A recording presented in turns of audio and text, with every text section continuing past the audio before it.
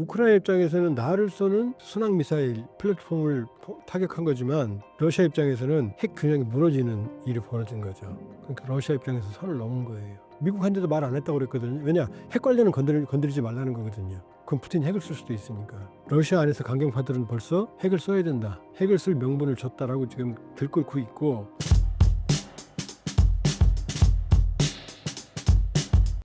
네, 안녕하세요. 조한보입니다. 통일연구원 석자연구위원을 있고요. 세계적인 북한 전문 유튜브 대동강TV를 운영하고 있습니다. 많은 성원 부탁드립니다. 우크라이나의 러시아 전략폭격기 타격 사건의 내용과 시사하는 바가 무엇인가요? 일단 이제 전략폭격기라는 건요. 전략무기입니다. 전략이 들어간다는 얘기는 핵무기를 보통 탑재한다는 얘기거나 그 정도의 전쟁의 판도까지 움직일 수 있는, 그러니까 쉽게 보면 전술은 전투에서 이기는 거고 전략은 전쟁에서 이기는 거예요. 그러니까 수많은 전투가 전술이라고 그러면 한 번 전투 이겼다고 전쟁 끝나는 거 아니잖아요. 전쟁의 판도를 결정하는 게 전략이라는 의미가 들어가는 거예요. 그러니까 2차 세계대전까지만 해도 전술 폭격은 뭐냐면 그 전투에 해당하는 폭격인 거고, 전략 폭격은 대규모로 상대의 군수 공업기지나 중심을 타격하는 거예요. 전쟁 의지를 아예 없애버리는 거죠. 전쟁 수행 능력을 없애거나, 거기서 전략 폭격기라는 개념이 탄생을 했거든요. 그런데 현대에 와서는 이제 이게 핵탄두를 탑재할 수 있는 폭격기로 개념이 바뀌었어요. 핵 삼축책이라는 게 있거든요. 그건 뭐냐면 지상 기반 ICBM. ICBM은 보통 이제 텔 이동식 발사들이 있지만 주로 지하 사일로에 보관돼 있어요. 거대하기 때문에. 그럼 미국에도 사일로가 있고 소련에도 사일로가 있을 거 아니에요. 사일로 못 움직이죠. 이 사일로들은 서로 어디 있는지 알기 때문에 핵전쟁이 일어나면 모두 파괴돼요. 서로 알잖아요. 자, 소련에서 미국까지 아무리 빠른 탄도미사일이라 하더라도 이게 지상에서 발사돼서 올라가면 인공위성이 바로 보고 알려줘요, 미국한테. 야, 떴다. 그럼 이쪽에 있는 미사일도 다 떠요. 왜냐? 소련에서 쏘게 되면 적어도 30분에서 1시간은 비행을 해서 가니까 그 사이에 이쪽에 있는 ICBM 기지에서도 미사일이 다 동시에 다 떠요. 그러니까 지상에 있는 ICBM 기지들은 핵전쟁이 시작되면 그 1차 핵 폭격에서 핵 공격에서 모두 괴멸됩니다. 그러면 2차 보복수단을 가지고 있는 데가 이길 거 아니에요. 그럼 2차 보복수단은 어떻게 하느냐? 움직이고 있어야 돼요. 자, ICBM 1축, 2축이 뭐냐면 SLBM. 핵 추진 잠수함 물속에 들어있잖아요. 잠수함 물속에 들어가면 못 찾아요. 절대 못 찾아요. 핵추진 잠수함은 보통 2개월이 작전이거든요. 왜냐하면 재래식 잠수함은 물속에서는 엔진을 못 돌려요. 왜냐하면 안에 있는 제한된 공간에서 엔진을 돌리면 공기를 소모시키잖아요.窒息해 죽죠. 그러니까 보통 물 위에 나와서 숨구멍을 내놓고, 스노클이라고 그러죠. 내놓고 엔진을 돌려서 축전을 시킨 다음에 엔진을 끄고 물속에 들어가면 전기로 가는 거예요. 그래야 산소를 안 잡아먹으니까. 근데 문제는 이렇게 하면 잠안 기간이 매우 짧아요. 짧은 건 한 2, 3일밖에 안 되고, 뭐 AIP라고 해서 공기 불여 기간도 길어야 2주일이에요. 그것도 만일에 조용히 갈 때고 급속하게 움직이면 1시간이면 다 방전돼 버려요. 올라와야 돼. 올라오면 제일 취약하거든, 죽거든. 근데 핵심 잠수함 핵 분열이니까 공기가 필요 없잖아요. 심지어 어마어마하게 발생하는 전력으로 물을 분해해서 공기를 만들어내요. 그러니까 핵심 잠수함은 핵에 탑재된 연료가 다 소모될 때까지 한 10년 쓰거든요. 물에서 안 나올 수 있어요. 한번 물에 들어가면 10년 동안 안 나와요. 어딘지 아무도 몰라요. 레이더로 탐지가 안 되니까. 그러니까 핵추진 잠수함은 물속에 들어가면 끝나는 거죠. 근데 10년 동안 있으면 어떻게 돼요? 안에 먹을 게 없잖아요. 그 다음에 인간은 폐쇄된 공간에서 최대 버틸 수 있는 시간이 2달이에요. 안 그러면 미쳐요. 그러니까 핵추진 잠수함은 물속에 들어가는 순간 본부하고도 연락을 거의 안 해요. 들킬까봐. 어디 있는지 몰라요. 전 세계 떠돌아다니면 코앞에와도 몰라요. 그러니까 ICBM이 다 부서져도 핵추진 잠수함이 물속에 있으면 2차로 보복할 수 있잖아요. 이건 살아있으니까. 2축, 3축이 바로 전략폭격기. 여기에 항공기에 핵탄두를 실는 거죠. 자율학화 폭탄이거나 아니면 ALCM, 항공기 발사 순항미사일에 핵탄두를 탑재하는 거죠. 전략폭격기는 항상 떠 있잖아요. 그럼 떠 있으니까 잡을 수가 없잖아요. 거기다 전략폭격기는 보통 항속거리 10,000km 내외를 말하거든요. 러시아의 이번에 부서진 Tu-95 같은 경우는 항속거리가 15,000km예요. 그러면 이 비행기는 항상 떠 있으니까 못 잡죠. 이것도 2차 보복수단이에요. 이게 3축. ICBM, SLBM, 항공기 발사 ALCM, 이게 3축 체계예요. 이게 있으면 안심을 하죠, 이제. 왜냐? 1차 얻어 터져도 2차, 3차가 되니까. 그런데 이 중에 제일 어려운 것 중에 하나가 이 전략 폭격기예요. 핵추진 잠수함보다 운용이 더 어려워요. 중국도 제대로 된 전략 폭격기가 사실상 없어요. H6라고 하는 1950년대에 개발된 모델을 개량 쓰고 있거든요. 이제 H20이라고 자기들 거 만드는데 그 미래는 아무도 몰라요. 그러니까 중국은 사실상 전략 폭격기 전략이 미국과 러시아 개념은 없다고 봐야 돼. 사거리 10km가 안 되니까. H6도 사거리 4,000에서 6,000밖에 안 되거든요. 근데 미국은 그다음에 러시아는 사거리 10,000km가 넘는 게 있거든요. 그러니까 전략 폭격기는 현대에서는 뭐라고요? 핵 투발 수단이에요. 그리고 핵 전쟁에서 상대를 억제할 수 있는 가장 강력한 수단이에요. 그 전략 폭격기가 미국하고 제대로 된 건 러시아밖에 없고, 그중에서 스텔스 전략 폭격기를 가지고 있는 미국의 B2 스프레이트. 그러니까 미국이 가지고 있는 건 B-52. 이것도 3대 같아요. 할아버지, 아버지, 아들까지 오고됐거든. 50년대 개발됐거든. 계속 현대. 그다음에 B1B 랜서. 한반도 면담 오는 거. 이건 초음속이에요. 그다음에 B2 스프릿, 이 스텔스, 삼성 세트. 자, 러시아도 3종 세트가 있어요. TU-95. 이거 프로펠러예요. 정말로 오래된 비행기인데 문제는 뭐냐? 얘가 사거리가 15,000이에요. 세계 최장이에요. 타격하고 돌아올 수도 있어요. 미국까지. 그다음에 TU-22M 백파이어. 그다음에 TU-160 죽음의 백조. 지금 B1B가 오면 죽음의 백조 그러거든요. 얘가 죽음의 백조가 얘가 원래 죽음의 백조예요. TU-162. 요게 러시아의 3종 세트거든요. 요 전략 폭격기가 러시아에 대략 정확히는 모르죠. 90대 정도를 운용을 한 걸로 추정이 되거든요. 그런데 젤렌스키 말에 의하면은 41대가 부서졌다는 거예요. 그리고 전략 폭격기의 34%래요. 젤렌스키 말이. 자, 이번에 6월 1일 날, 그러니까 지금 전략 폭격기를 말씀드렸어요. 얼마나 중요해. 이게 뭐겠어요? 우크라이나보다는 사실은 미국에 대한 해역 억제 축이에요. 그러니까 이 전략 폭격기가 세력이 괴멸되면 핵 균형이 확 기우는 거예요. 미국 쪽으로. 전략 폭격기가 사라져버리니까. 그래서 지금 이게 어마어마하게 민감한 사안인 거예요. 자, 전략 폭격기 중요성을 말씀드렸고, 자, 작전 계획을 보면 이제 작전명이 거미줄 작전, 스파이더 웹이라고, 뭐 거미줄 그러는데 거미줄 작전인데, SBU 우크라이나 보안국이 보통 중요 작전, 특수 작전은 우크라이나 보안국이 직접 해요. 우크라이나 보안국이 무려 18개월, 1년 반 동안 준비를 해서 우크라이나 내부에서 드론 부품들을 러시아 내부로 비밀 기지로 옮겼고, 왜냐하면 러시아, 우크라이나 사람들은 서로 구분이 안 돼요. 우크라이나 말하든 러시아 말하든 상관없어요. 우크라이나 안에도 러시아 말하는 사람 많고 러시아 안에도 우크라이나 사람 말이 많아요. 자기를 러시아인이라고 말하는 러시아 병사가 우크라이나 말로 욕하는 장면도 있고, 자기를 우크라이나인이라고 말하는 병사가 러시아 말로 전쟁하는 것도 있어요. 서로 구분이 안 돼요. 러시아 안에 들어가면 우크라이나는 구별이 안 돼요. 거기다 땅이 얼마나 넓어요. 그래서 1년 반 동안 작전을 한 거예요. 어떻게 했느냐? 그 부품들을 가져다가 오사라고 하는 모델에 한 하나로 한 200, 한 5, 60만 원 정도 한 대 대당 정도 하는 걸 117대를 조립을 했어요.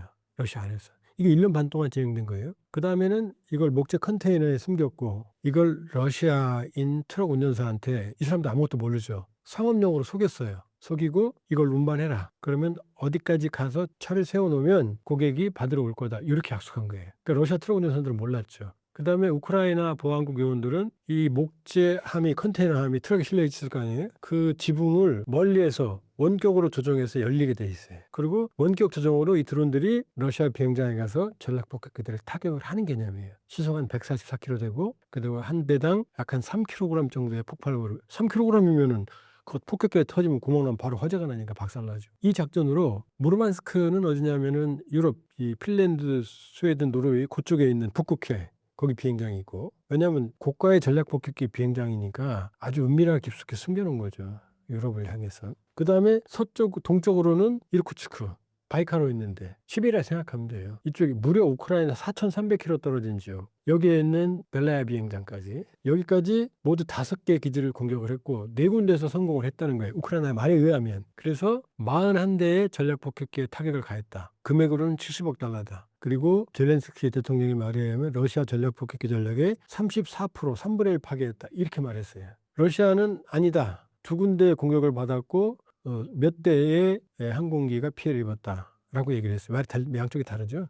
서방 말을 들어봐야죠. 그랬더니 뉴욕타임스가 항공기, 인공위성 사진을 봤을 때 최소 12대가 타격을 받았다. 그리고 미국과 나토 당국자들에게는 최소 20대다. 그중에 TU-95, 15,000km 가는 프로펠러 비행기, 핵투발 수단이 최소 6대. 그 다음에 TU-22. 얘는 핵무기는 실지 않지만 얘는 미국도 그래요. B1B 랜서에 핵무기 안 실어요. 미소 양국의 협정에 의해서. 그렇지만 전략적 타격 능력을 가진 순항 미사일들을 싣거든요. TU-95 6대, TU-22M 4대는 파괴된 거 확실하다라고 얘기를 했어요. 그러니까 적어도 10대는, 그리고 이제 그 이후에 나온 게 전략폭격기뿐만이 아니라 A-50이라고 하는 공중조기공 무통조기. 공중에서 이제 미리 레이더가 떠있는 둥근 도민 레이돔탄 비행기 본 적 있죠? 그 러시아 7대밖에 없거든요. 그중에 2대를 파괴했다는 거예요. 자, 어디를 보나 러시아의 전략폭격기가 운용 중인 게 한 90대 정도로 추정이 되고, 핵무기를 운용할 수 있는 종폭격기가 한 67대로 추정이 돼요. 뭐 포브스나 이코노미스트나 서방에 보면. 그러면 A10기를 A50을 포함해서 10여 대 이상이 파괴됐다고 그러면은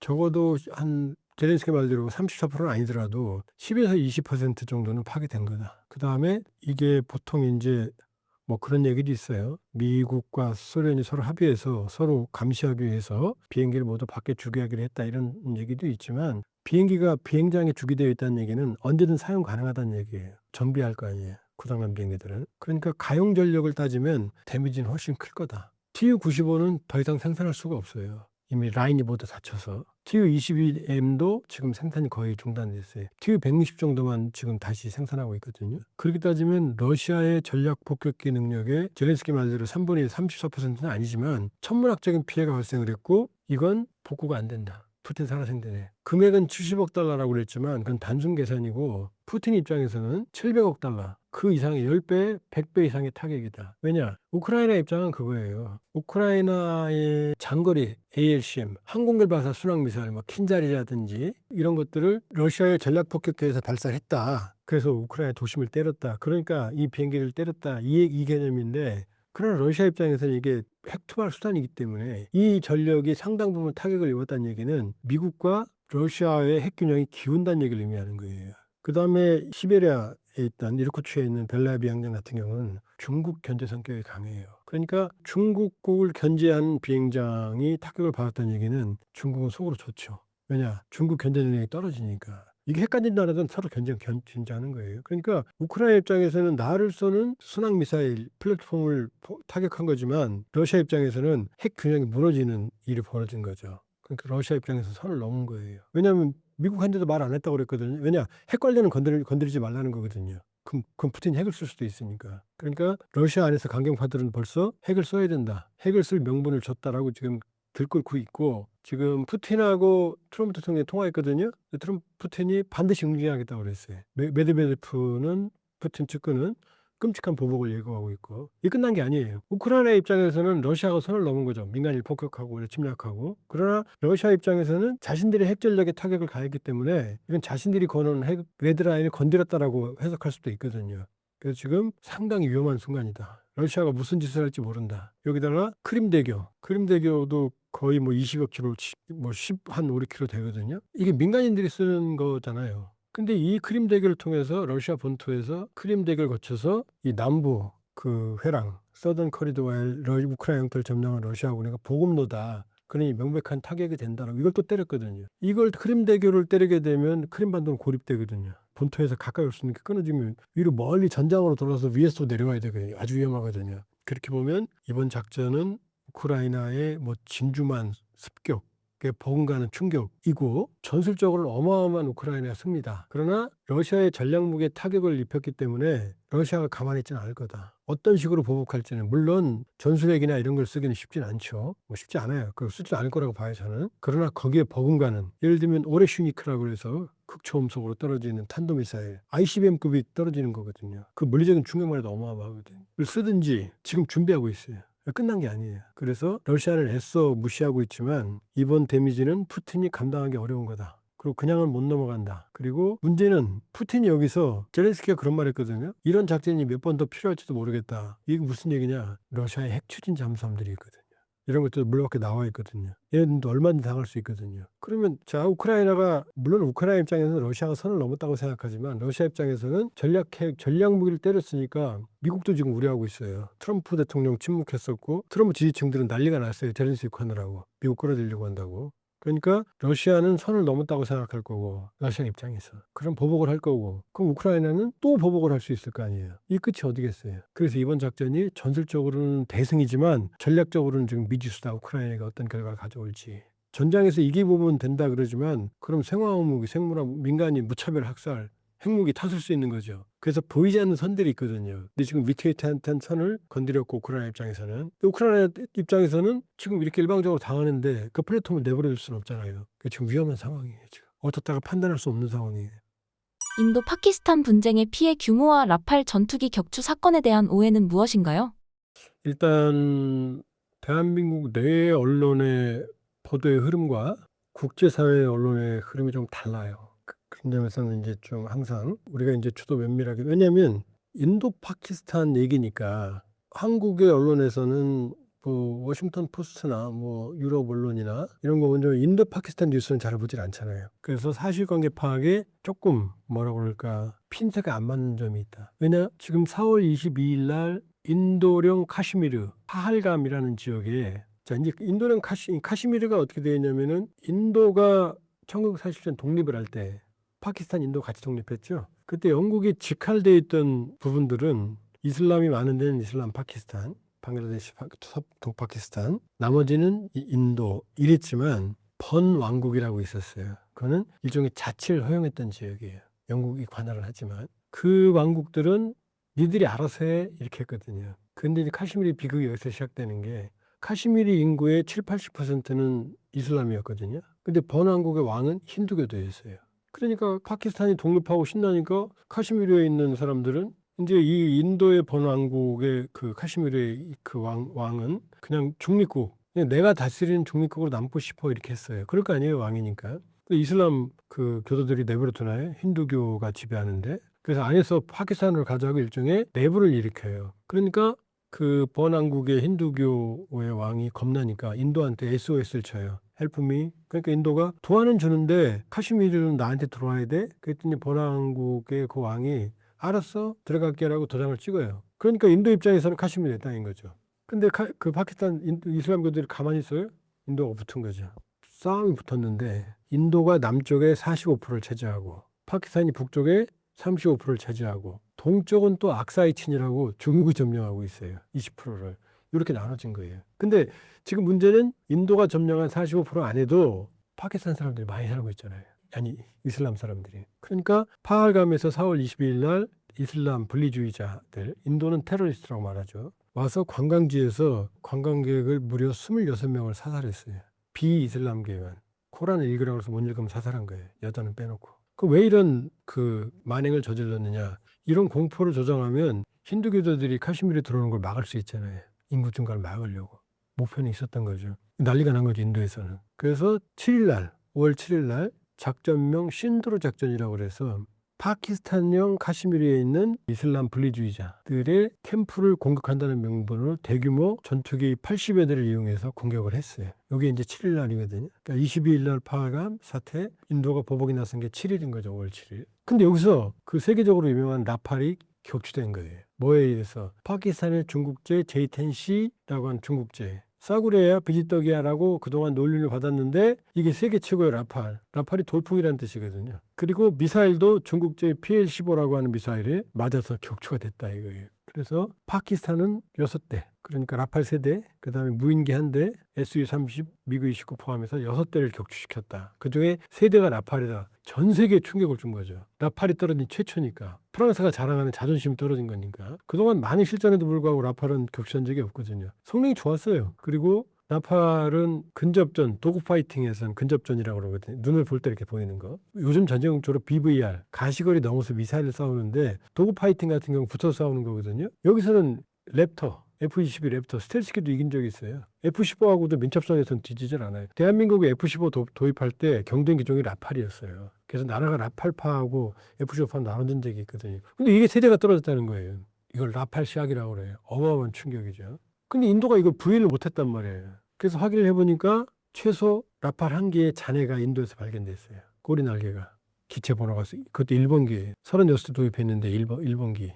그 다음에 SU-30. 세대는 확실히 잔해가 확인됐다라는 게 서방 언론의 이제 공통된 보도예요. 이러니까 난리가 났죠. 이제 중국에선 J-10C의 전설이라는 중국 국뽕 다큐멘터리도 만들고, 그 다음에 그 유명한 거 있죠. 막 중국 사람들이 인도의 터번 같은 모자 쓰고 막 그 놀리는 거, 라팔 뭐 조회수가 몇 억이라고 그러죠. 그러니까 이제 우리는 파키스탄이 정말 대승을 거뒀구나, 인도는 정말 수모구나, 그랬는데 이 수모를 받은 상태에서 5월 10일 날 갑자기 휴전을 해요. 인도와 파키스탄이. 그랬더니 트럼프 대통령이 내가 핵전쟁을 막았어. 그다음에 인도하고 파키스탄의 그 주요 관계자들이 X에다가 우리 휴전에 합의했다. 휴전에 합의했다. 이렇게 나온 거예요. 그 흐름 보면 어떻게 돼요? 인도가 먼저 테러 당했어. 작전면 신두로 했는데 라팔까지 떨어졌어. 창피 다 당해. 근데 10일 갑자기 휴전했어. 그럼 누가 이긴 거예요?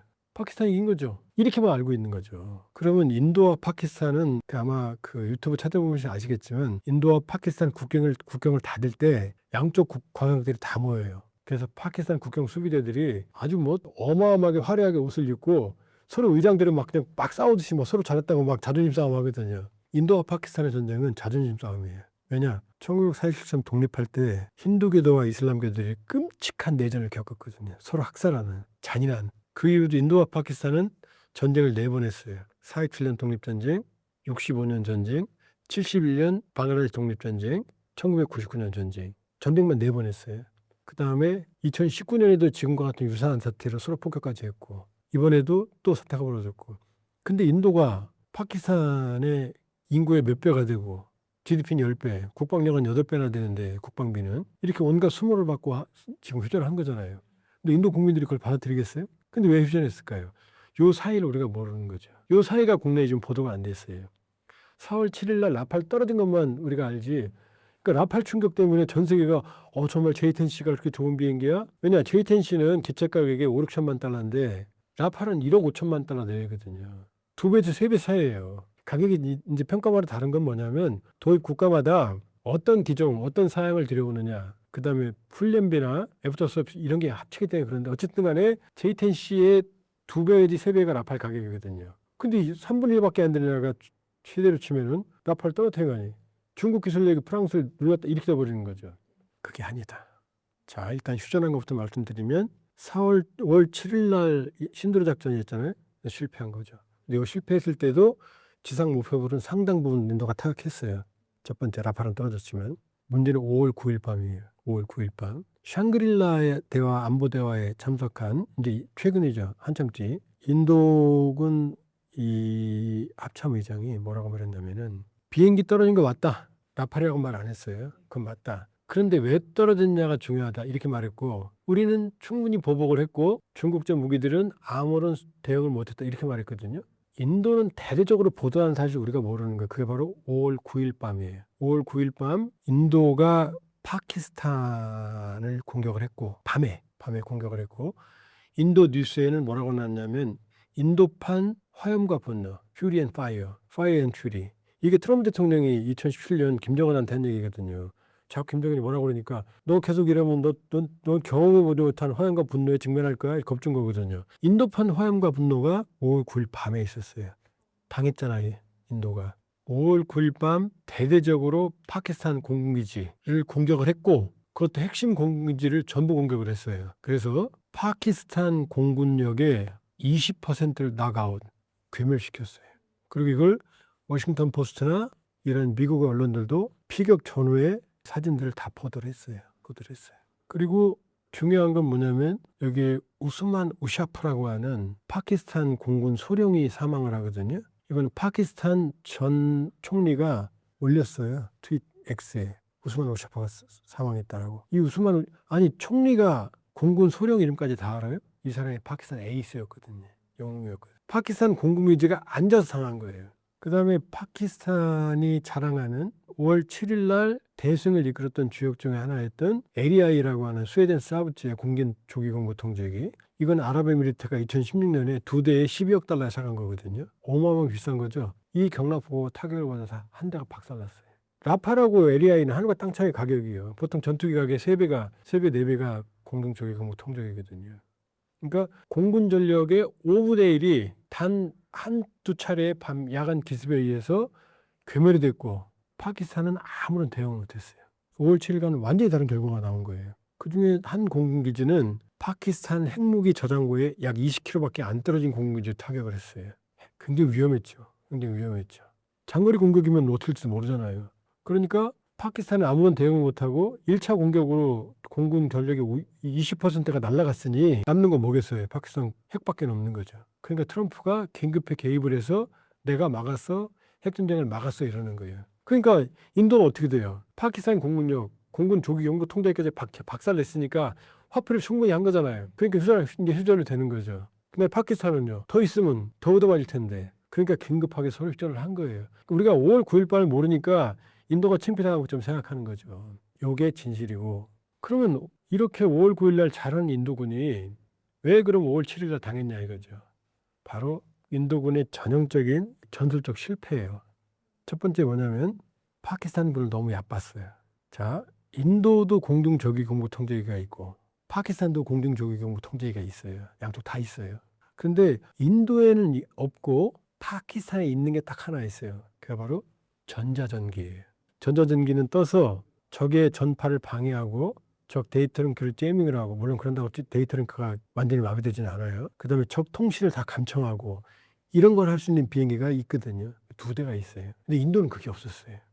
그러니까 파키스탄은 인도군의 모든 통신 내용을 사전에 감청하고 있었고 언제 어디서 어떤 비행기가 뜨고 언제 어디를 공격할지 다 알고 있었던 거예요. 그래서 파키스탄 공군기들이 미리 공중에 떠서 더 높은 고도에서 파키스탄 영내에서 기다리고 있었고, 이 파키스탄 공군들의 목표는 뭐냐? 인도군 전투기들을 공격해서 격추시키는 공대공 무장에 특화되어 있었어요. 근데 인도군들이 이걸 모르는 상황에서 전자전기가 없으니까 공대지, 파키스탄령 카슈미르에 있는 테러 기지, 분리주의자 기지를 공격하는 공대지 무장만 달고 온 거예요. 그러니까 파키스탄 애들은 장거리 공대공 미사일을 싣고 있었고, 인도군은 이 공중전을 생각을 안 했으니까 무거운 공대지 미사일을 장착하면 이 비행기에는 가벼운 단거리 방어용밖에 있는 미사일이 없어.